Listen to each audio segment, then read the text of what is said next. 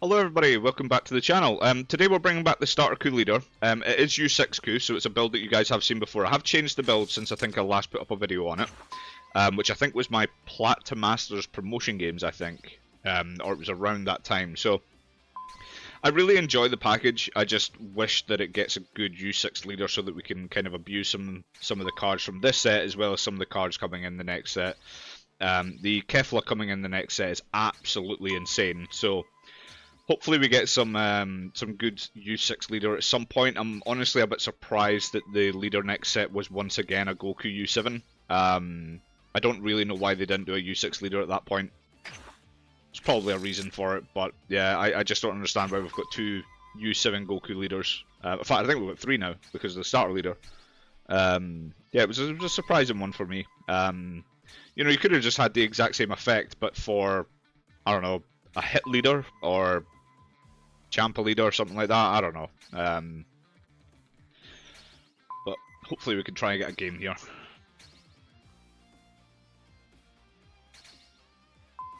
There we go. Cool.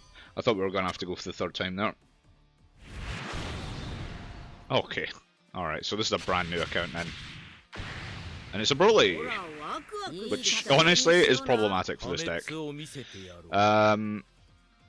I suppose we keep it. It's not great, but we have a Krillin, which means that we have a 25k. We have this. Yeah, could be a viable hand. Honestly, I'm going to have to charge one of these, because we need to keep our cauliflowers.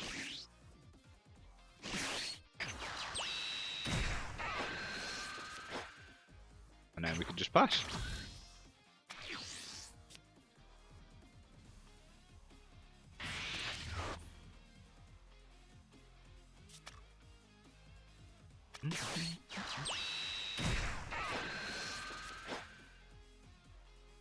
I've learnt my lesson recently of seeing level 1 players, or not even just level 1, but like 0 rank players.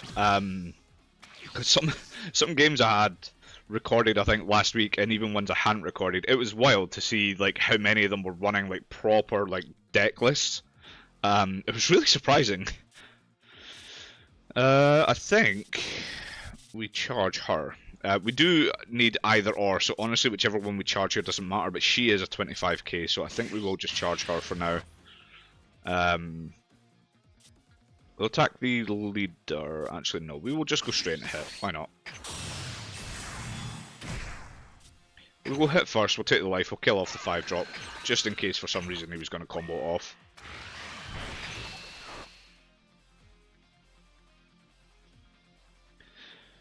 So this is the downside to using this leader rather than U7.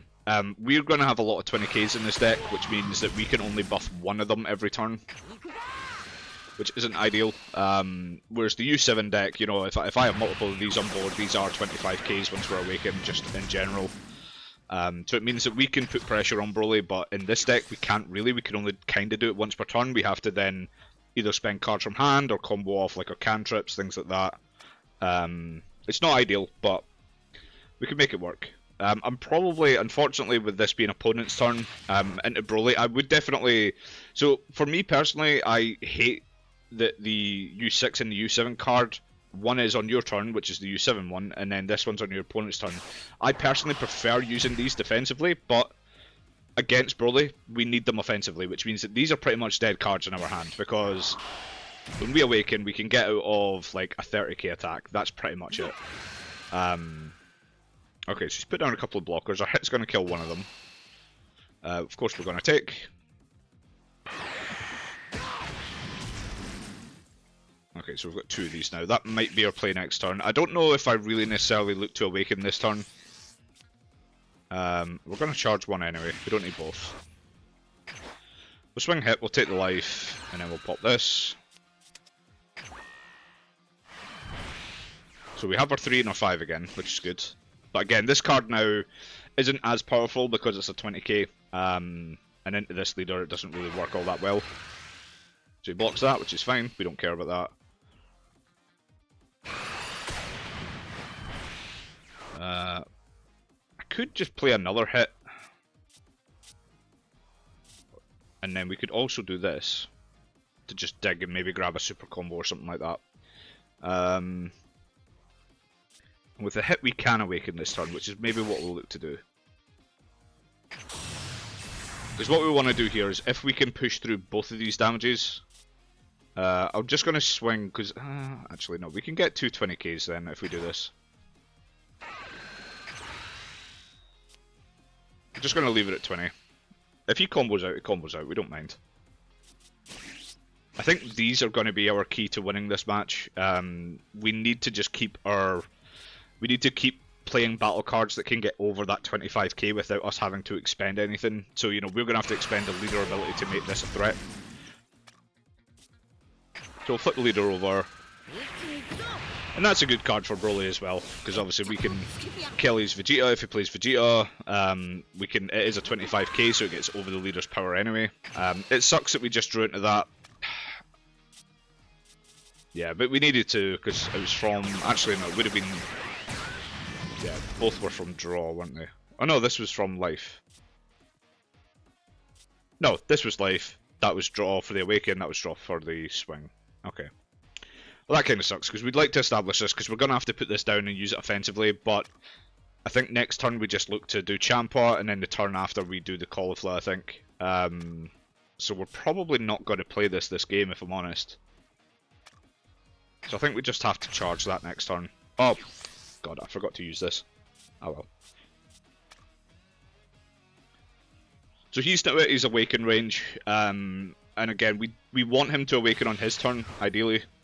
But we'll see if he's an experienced enough player to know that he doesn't really need to awaken now.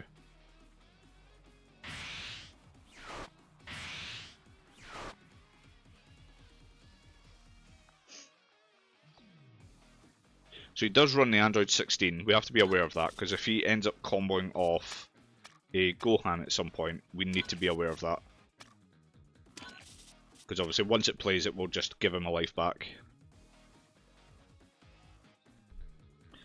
So our only way to stop this effect from happening, it is a 15k, which we deal with very well, but we can't use... So there is a difference between killing or like KOing and negging. So if we neg the card, you know, if we give it minus 20k power, let's say, it dies through what's called game mechanics. And the game mechanics means that it's not technically KO'd, it's just can't survive with 0 power. So it doesn't trigger that effect.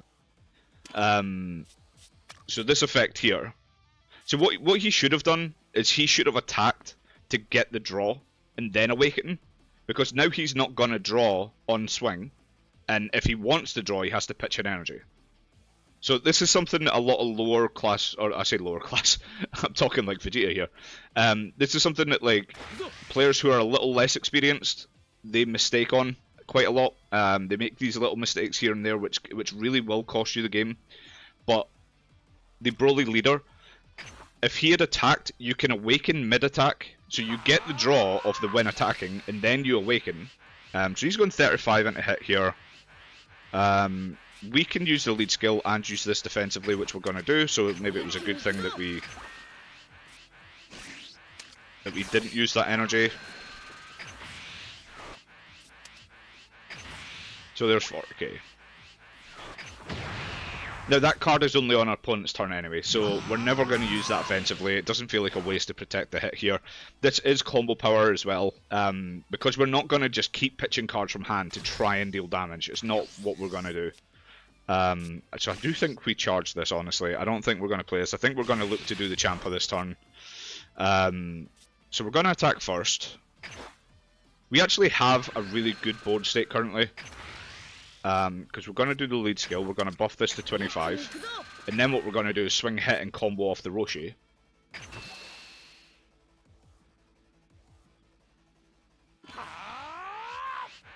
So we're just going to try and damage his hand here. We're not looking to deal damage to his life. If he just keeps pitching cards from hand, it's a win for us as well. So we just pop this on. The TOP in the long game would have been the better play, just because it means that we have access to that defensively, or even offensively this turn, but it really doesn't matter. And then we're just going to pop a little 10k onto this one, or even just a 5, so we're probably just going to combo the hit. The hit's no use to us in hand. At least Krillin's a 10k, so the hit combo is just better.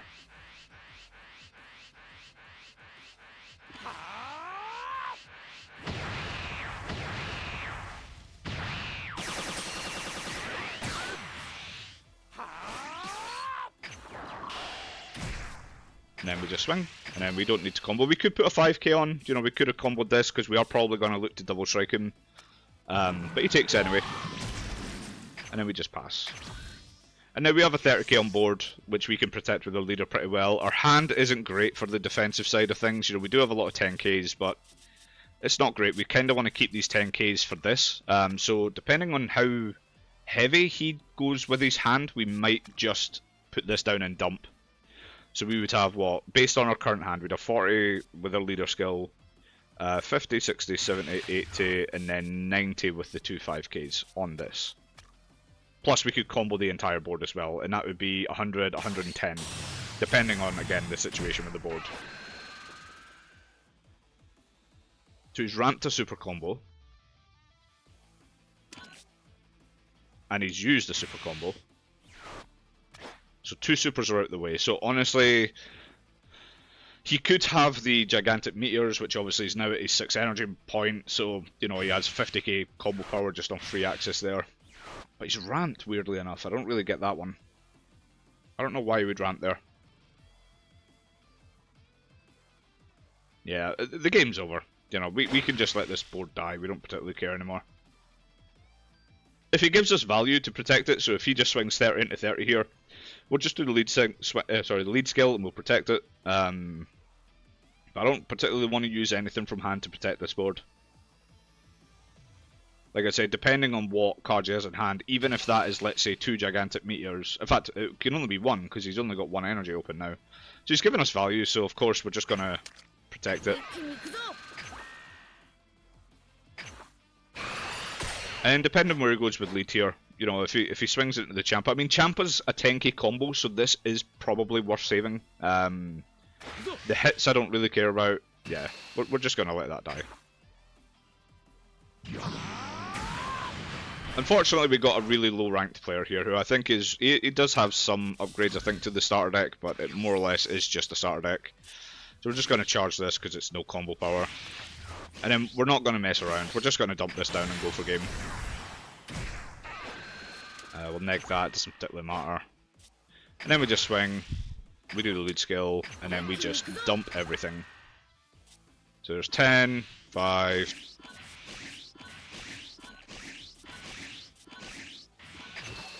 Yeah, so with 1 energy, if that's a gigantic meteor, and even if both of these are Kamehamehas where it pitches energy, I mean, you're talking, what would that be?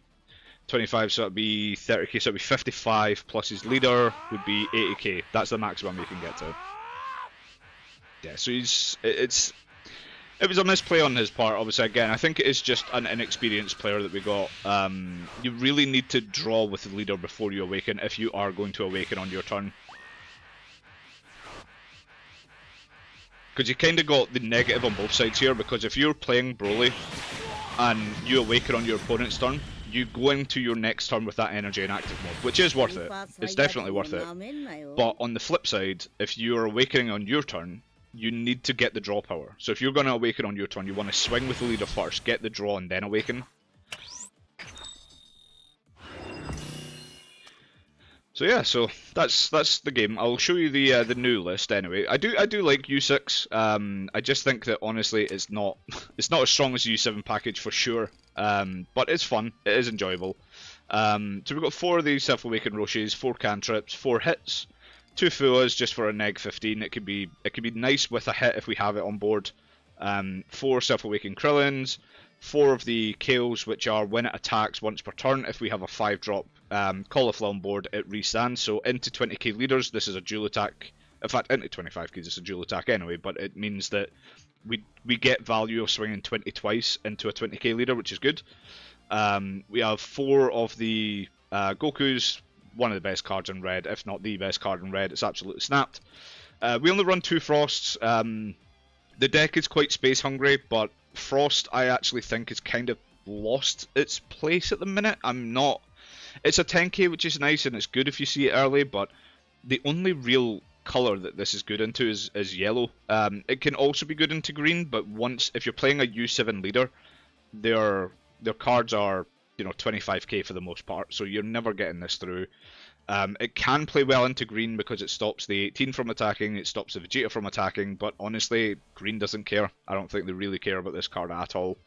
And then we've got 4 of the Champas. This was a new addition. It is a 30k. It was mainly for the Broly match, funnily enough. It is a 10k combo as well. So worst case scenario, that's just how we play it. But it's a good card. 4 energy, 30k, and it's U6, so it's searchable. 1 secret rare. We don't run more than that. It's not that great in this leader. I honestly don't think it's great in U7. I'm just not a big believer in it in this leader. It's good at 1. I don't think I would run any more than that.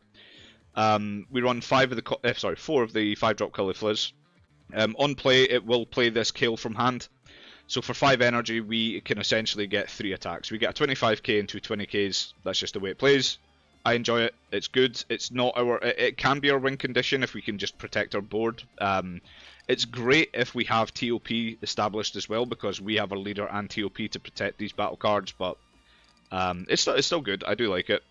We run 2 of the double strikers. That's your main win con, honestly. But again, through space, I don't really know what I would cut to put in a third. Maybe I would just cut the secret rare altogether. But we'll see. And then 4 Kaba super combos. We run Kaba just because we run this extra card, which means it's searchable. And then obviously the U6 search card, and it's on our opponent's turn. We get a plus 15k, which is nice. And then 3 TOPs. I love TOPs only in this leader. I don't particularly like it in U7, and I don't particularly like it in Beerus. I love it in this though. This leader and TOP giving us essentially 2 free 5ks or 1 10k free every turn. It's great for protecting our board. So yeah, so that's the list, guys. I hope you enjoyed the video anyway. I know that we kind of played a lower ranked player there, but it gives you an idea about what the deck's looking to do anyway. So, but if you enjoyed the video, please give the video a like and a subscribe, and I will see you in the next video. Peace.